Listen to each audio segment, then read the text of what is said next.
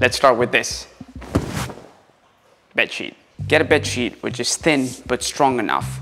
Tie a knot on one end. You could tie a couple of knots if you want to, but one's enough, I think.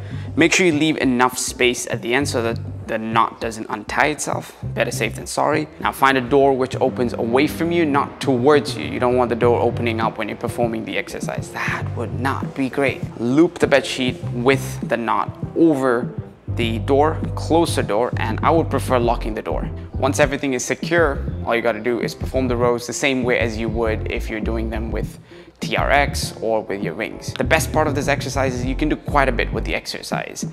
You can vary the angle in terms of your elbow, so you can hit your back muscles from different orientations. You can also vary the intensity. You could increase or decrease the inclination from the door, which will increase the intensity of the exercise. You can also work on increasing the time under tension. Unfortunately, you can't really add weights to it, so that's a negative. Another plus about working with this exercise is the fact that it's not a firm grip. So unlike with the TRX or with the rings where you can actually hook onto the equipment with the cloth, you can't really do that. The cloth can slip out of your hands at any point in time. That means extra effort from your forearms.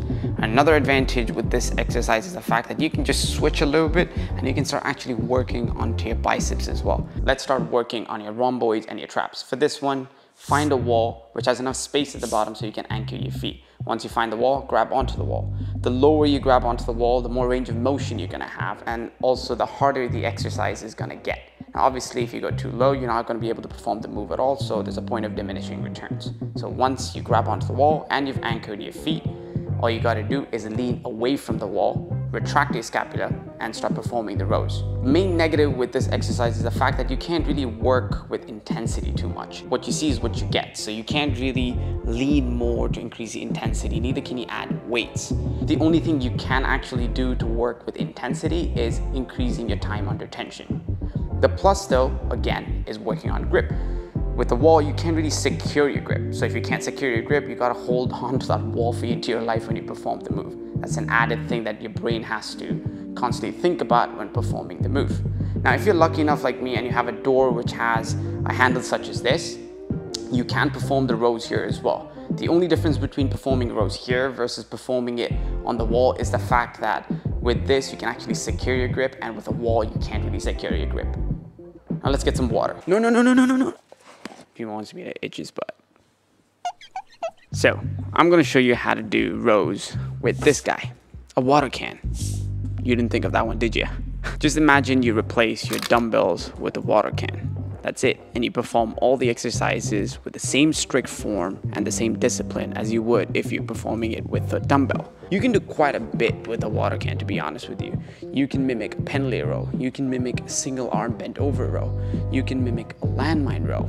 That's already 3 that I've told you so far. What more do you want? Again, you might notice a pattern here, which is you don't have a lot to work with when it comes to the intensity of the exercise. Yes, you can get a bag and you can put different weights onto it and you can work that way, but it's just way too cumbersome. The thing that you can do, which works with everything, is the fact that you can always work with increasing your time under tension. It's a small thing that I do love is the fact that it's water, so it's not a solid block of weight, so it keeps moving around. That means you have to be very strict to your form and concentrate on it, which is a good thing. At this point, even small imbalances have to count for something. You take what you got. I hope by now you're looking at the surroundings of your house with a different set of eyes. All you can see is exercise, exercise, exercise.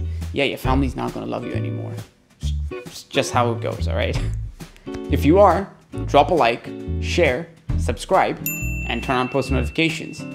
That would be awesome.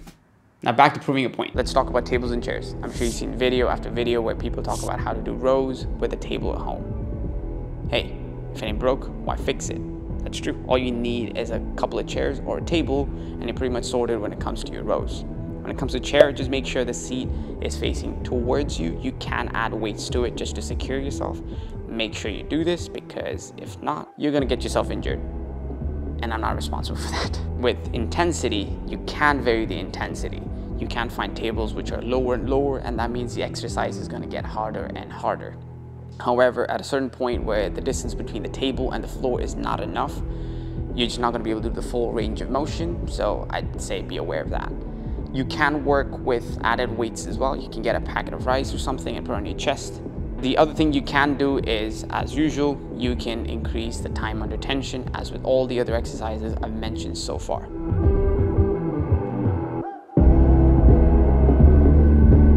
When it comes to your grip, with a chair, your grip is pretty secure. But when it comes to the tables, yes, your grip is not secure because there's no way to secure your grip. So you're going to be constantly slipping, which is a benefit, but be aware of it. If you want to know how to work on your lower back the right way, at home, check this video out.